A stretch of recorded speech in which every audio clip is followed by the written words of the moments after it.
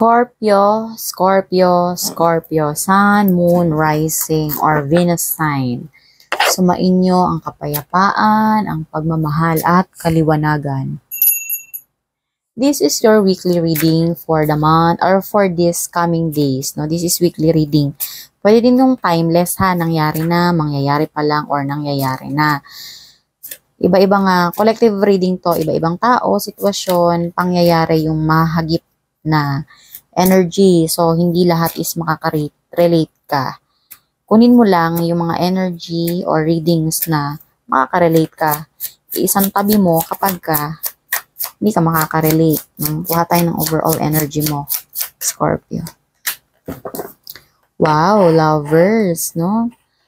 Basta pagdating sa love life ninyo, may harmony, peaceful, may union, may partnership, no, ganon. And love, joy, strength of two together. Okay, no? Maganda yung inyong love life, no? Or pwedeng meron din na parang may union, passion. Basta passionate kayo, no? Yung tipong nagkakaintindihan kayo, supportive kayo ng partner mo, ganyan, no? Wala kayong pag-aaway, maayos lahat, ganon, no? Alam niyo yung mga priorities ninyo and pinapriority nyo yung isa't isa, no? Basta nasa alignment kayo, no? Kayong dalawa, pinapalakas ninyo yung bawat isa sa inyo. Ganon. Scorpio. No, basta panatilihin nyo lang palagi yung pakipag-usap, no? Yung tipong nag-open ka sa partner mo, no? Lagi mo siyang kinakausap or lagi mong sinasabi sa kanya kung ano yung nangyari sa buong araw mo. Ganyan, kung sinong parang kasama mo. Yun kasi nakaka-strengthen yun, no? Ng bonding ninyong dalawa, Scorpio, no?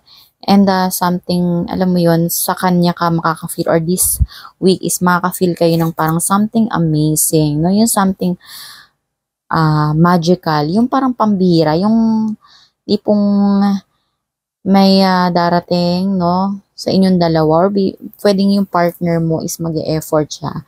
Dahil nga maganda yung, yung inyong bonding ngayon is parang baka mag-effort yung isa sa inyo. Pwedeng ikaw or yung person mo na parang hindi mo ine-expect na baka i-treat ka niya sa ibang bansa, gano'n, no? Basta something unusual na mangyayari between the two of you. Gano'n, no? Scorpio. Misery.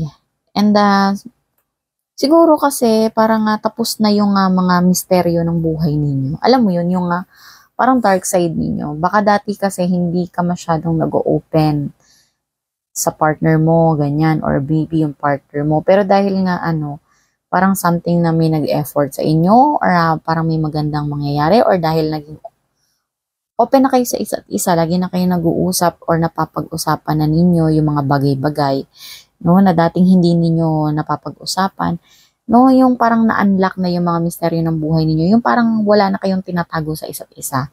Ganun daw, Scorpio. Sandali.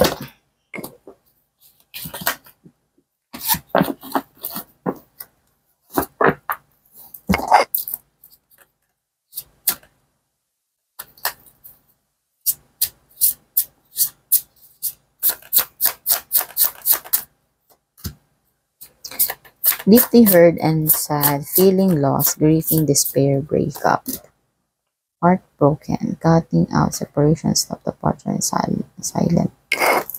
No, tapos na kayo dun sa mga pinagdaanan ninyo, Scorpio. Doon sa partner mo na parang sobrang nasaktan kayo. No, kasi nga siguro na-open nyo na yung mga bagay na yung mga ayaw ninyong gawin ng partner mo, no? So yun, natutupad na, parang kino-consider ka na ng partner mo. This week is mako-consider ka na ng partner mo. Ganon, no? Yung tipong hindi ka na masasaktan kasi nag-adjust na siya sa'yo. Ganon, no? Tapos na yung inyong pagluluksa. Ganon, Scorpio, sa partner mo, regarding sa partner mo, no? Ganon. So, stop the pattern, silent treatment. No? So, yung mga old habit ninyo nga na nakakasakit sa bawat isa sa inyo is tapos na yon, no? This coming days is tapos na yon, no? May mag-a-adjust kayong pareho, no, ng partner mo sa isa't isa. Yon, yung sinasabi ng cards, Scorpio.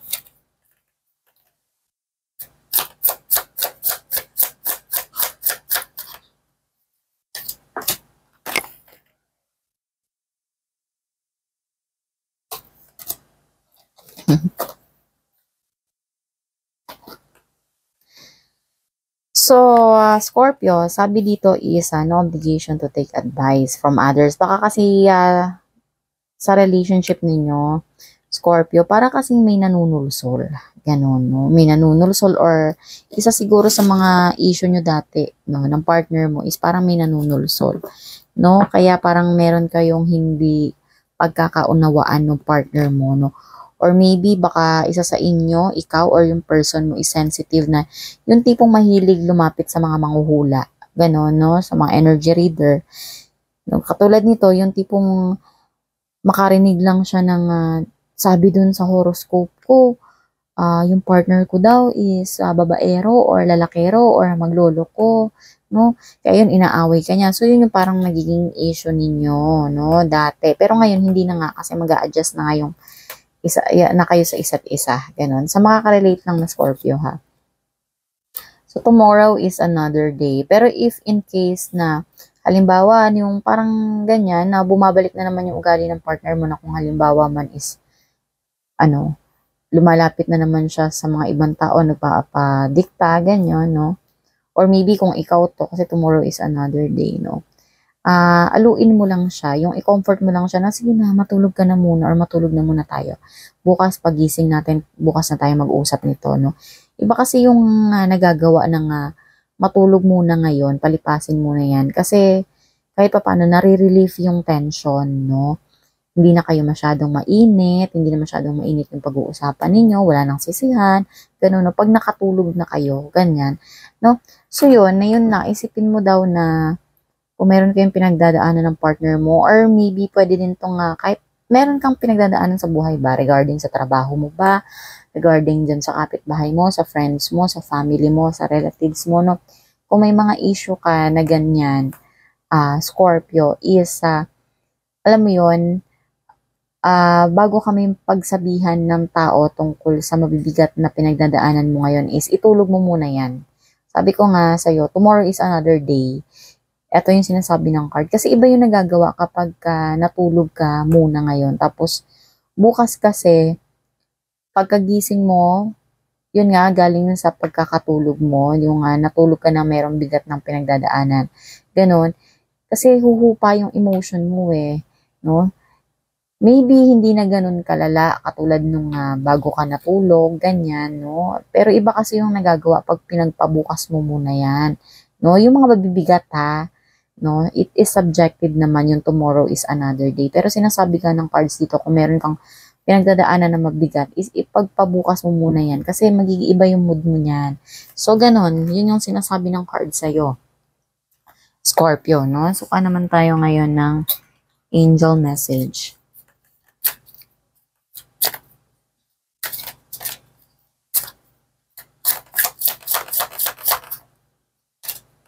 Sabi ni Archangel Caressa, you are at the end of a cycle in your life.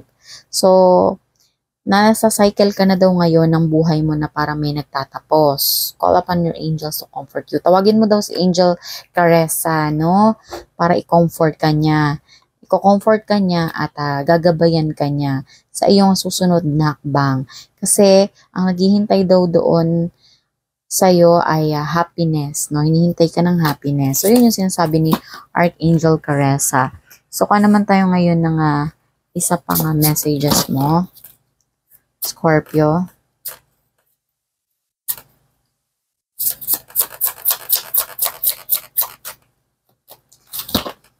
Sabi dito, you are not moving too slowly. Hindi ka naman daw kumikilos ng mabagal. Drop the self-induced pressure. So, huwag mong i-pressure yung sarili mo.